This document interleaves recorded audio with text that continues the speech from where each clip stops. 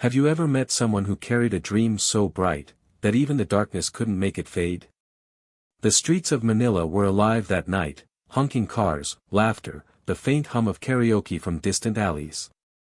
But on one quiet corner, beneath a flickering streetlight, stood a man whose song belonged to another time. Rico de la Cruz. 56 years old. Once a name whispered with promise in small bars, now just another face lost in the crowd. His leather jacket, cracked at the shoulders, shimmered faintly under the light. The same jacket he wore decades ago, when his voice could still make people stop and feel something. His hair, slicked back like his idol's, carried traces of pomade and memory. An old amplifier buzzed softly beside him. He strummed his guitar, its strings slightly rusted, and sang the words of Elvis Presley as if he were breathing them out from the deepest part of his soul. Few people noticed. Most walked by, scrolling through their phones or hurrying home. But for Rico, it didn't matter. This was the only place where he still felt alive, between the silence of strangers and the echo of a song that once ruled the world. A small boy, perhaps 8 or 9, stopped near him.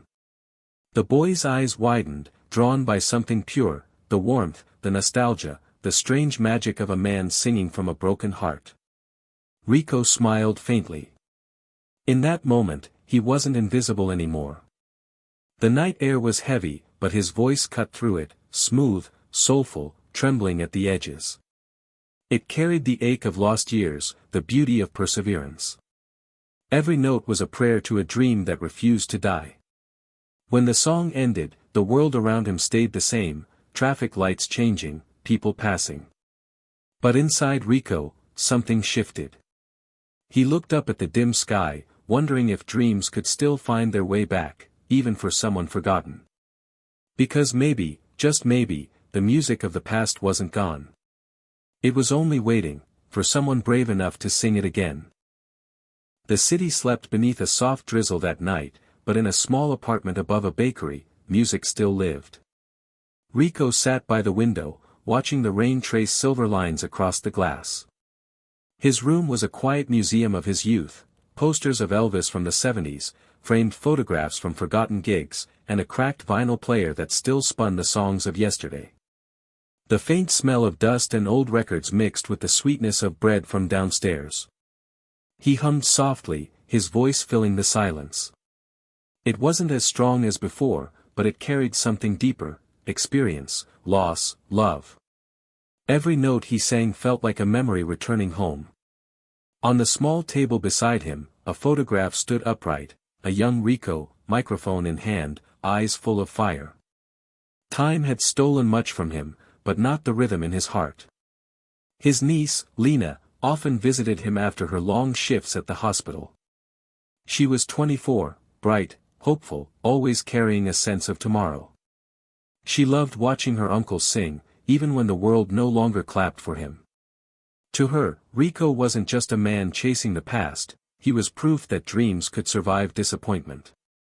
That night, as he performed for no one but the walls, she quietly recorded him with her phone.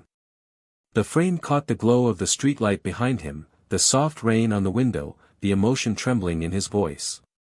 It was raw, imperfect, and heartbreakingly real. Later, when she posted it online, she added only a few words, "He still sings like the king." Days passed, and Rico went back to his street corner, unaware that millions of eyes had found him. Across the world, people rediscovered something they didn't know they had lost, the golden warmth of a voice that felt like home. Comments poured in from strangers calling him the Filipino Elvis. Old souls cried, young ones felt inspired, and somewhere in the noise of the digital world, an echo from the past began to rise again.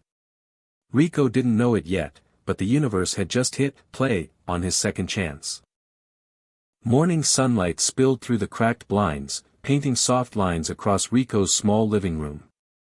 The old radio hummed faintly in the background, playing distant static between forgotten songs.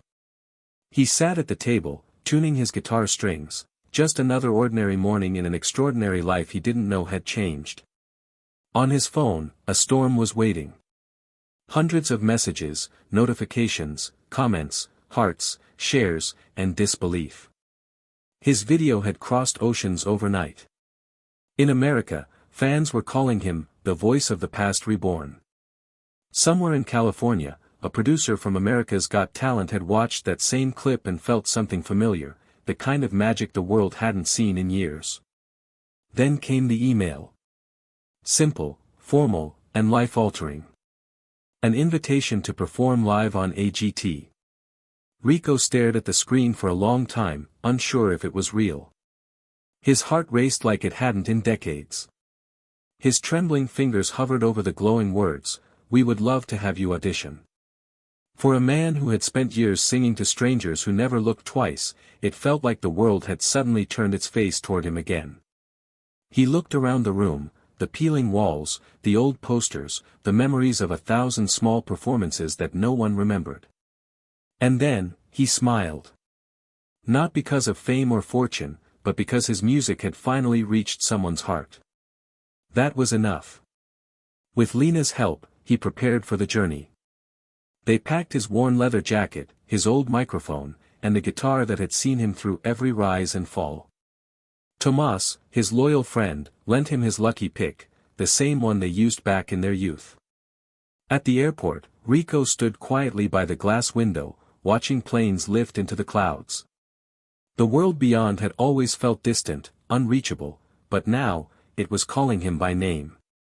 As he stepped onto the flight to America, the sun broke through the morning haze. For the first time in years, Rico wasn't chasing a dream. He was walking straight into it. The lights of Los Angeles shimmered like gold dust scattered across the night. The stage of America's Got Talent stood tall and gleaming, bathed in an aura of dreams, a place where ordinary souls turned into legends. Behind the velvet curtains, Rico stood silently, holding his old guitar close to his chest. His reflection stared back from a glossy black floor, aged, nervous, but alive with purpose. The jacket he wore had seen better days, but it carried stories that no designer suit ever could. When his name was announced, he took one slow breath and stepped into the light. The audience watched a man who looked out of time, hair slicked back, black boots, silver belt buckle catching the glow. Some smiled in curiosity, others waited without expectation. Then came the first strum.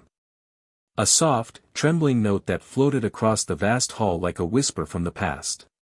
His voice followed, rich, soulful, trembling yet strong.